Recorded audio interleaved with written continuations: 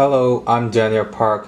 I'm from South Korea and I really love to drink. So my story that I'm gonna talk about is my first terrible, horrible and the worst hangover in my life. Since I started studying abroad in Chicago, I used to go out for hanging out with people and drinking a lot. So at the time, after I finished my classes, I got a phone call from my roommate. He said, "Why don't we have some drink now?" But time was only 3 p.m. when he called me. He said, "Drinking in the middle of the day is so awesome and good." So my roommate and I met at a Japanese restaurant called Kabuki. As soon as we met, we started drinking beer and Korean traditional vodka called soju from 3 p.m. to 11 p.m. I guess.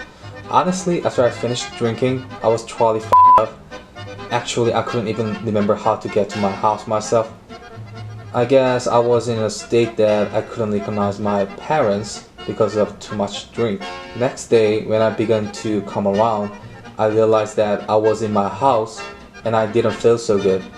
I had a really bad headache and sick feeling in the stomach, and I couldn't totally control my body not to throw up. I ran into the toilet. I leave the last to your imagination. After I stopped throwing up, I checked the time by my phone. The time was 10:30 a.m.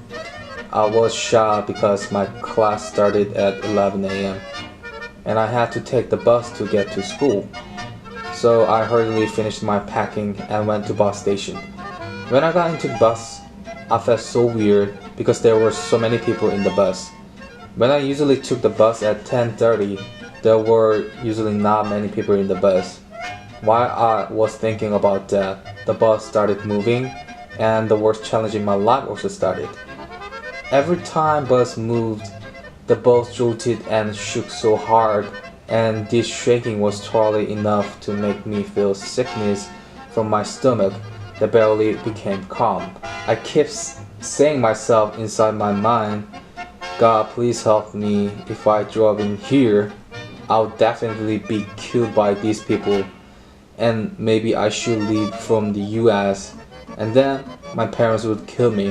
When I arrived at the school, I checked the time again and my phone told me the time was 10:55, and at last I signed in leave.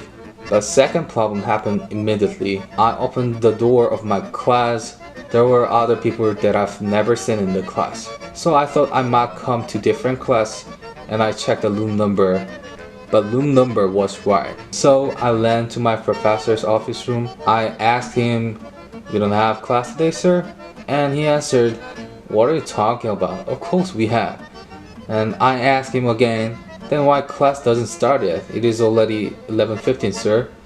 And he said, "No, it is 9:15. The time of my phone was truly long. I didn't remember when I adjusted the setting of the time of my phone.